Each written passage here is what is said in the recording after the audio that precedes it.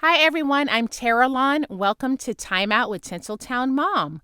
This episode is brought to you by our back to school student planners designed by yours truly. This template will help your student plan their days in a more effective way.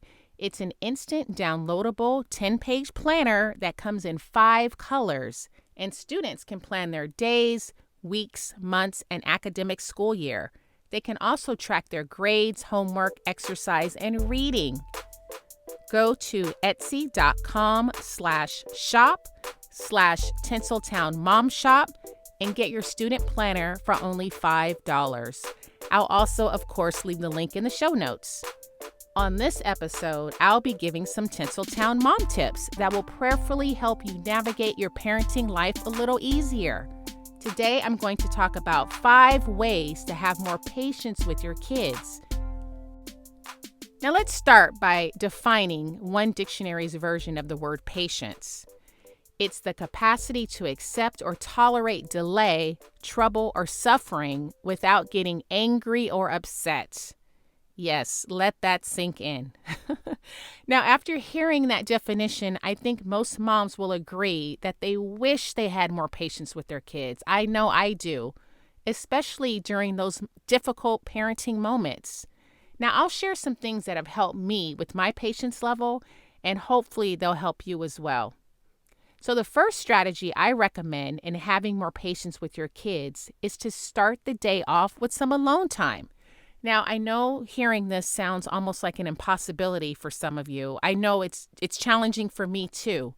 But I know for me, when I start the day off in my office, when everyone's asleep with a cup of coffee or a cup of tea, I'm reading my Bible, I'm saying my prayers. I know when I start the day off in this capacity, I really start off on a better foot than if I didn't have this alone time. So for me, it's imperative that I get this in before everyone wakes up.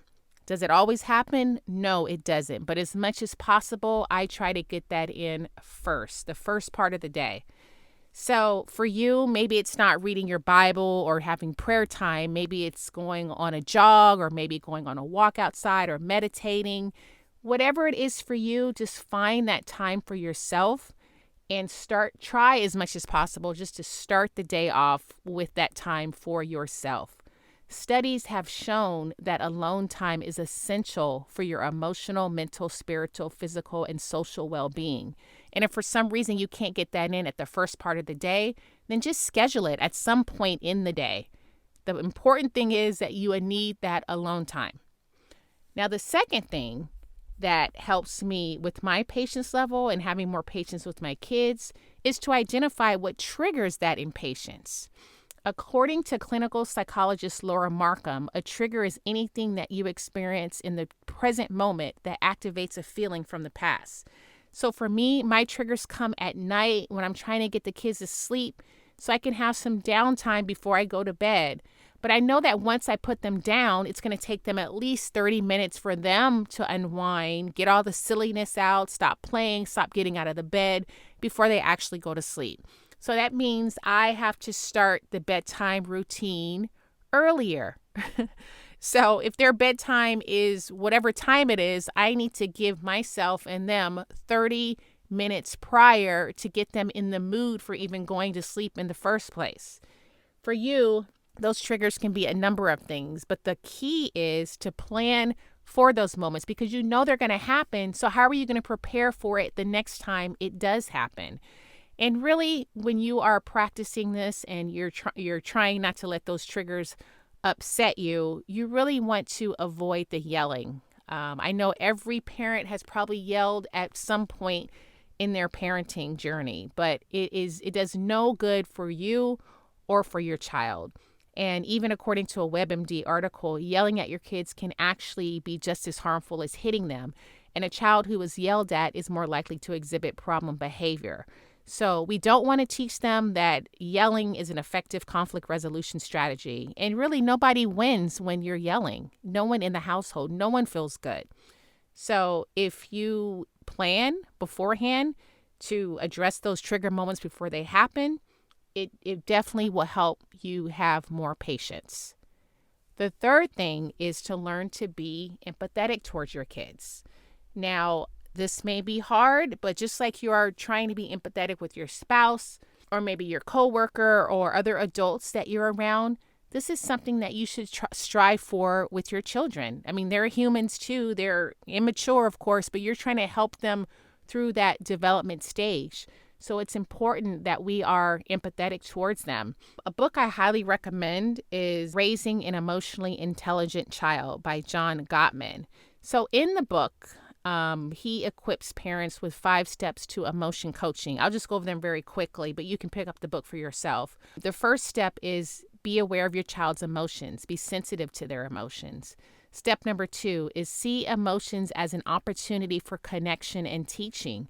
Children, as I mentioned, they haven't had time to develop the emotional maturity that adults have, so it's key that we are patient with them through this process.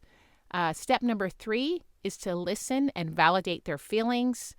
Step number 4 is to help them label their emotions, whether they're sad, angry, whatever that emotion is, help them to identify that so they can work on maturing in that area. And then the 5th step is to help your child problem solve with limits. So after going through whatever emotional stage that they're going through, you're being empathetic towards them. Help them to solve whatever issue it is that they're going through so they can just, so next time it'll be easier for them to solve that problem on their own. Thus, more patience in the household for the parents. The 4th strategy I think that helps with having more patience with the kids is to spend quality time with them. And this is not just tolerating them. You definitely don't want to make them feel like a burden, but it's really finding genuine ways to connect with them, whether it's playing games with them or solving a puzzle or going for a walk or a hike. Really connecting with your child is key to their positive development, and they genuinely feel loved when you spend that quality time with them. I feel like when I spend quality time with my kids and we're just having a good time, we have such a great connection. Our day goes by so much better. I get more done throughout the day. They get to their chores. They listen better. We have better communication. And studies even show that kids who get positive attention behave better. So how about that? You spend more quality time with your kids and they're going to behave better for you, thus leading to more patient moments in the household. The 5th and final strategy I recommend for having more patience with your kids is to get a good night's sleep. Now, I know that this may seem impossible for some of you, especially if you have very young kids, multiple kids, you're a new mom, but as much as possible, getting a good night's sleep is so healthy for you mentally, physically, spiritually, emotionally. It's imperative that you get a good night's sleep. If for some reason you can't get a good night's sleep, it's taking multiple naps during the day when you can fit that in, but you need quality sleep to just be healthy overall. When you don't have good sleep and you're tired throughout the day, it's very difficult to be patient during those times. So whatever you need to do to find ways to get that good night's sleep, I highly recommend it. I hope these 5 strategies were helpful for you. I know it's so helpful for me and my family. Thanks so much for listening today. If you liked what you heard, please be so kind and rate, review, and subscribe on iTunes or wherever you listen to podcasts. Until next time.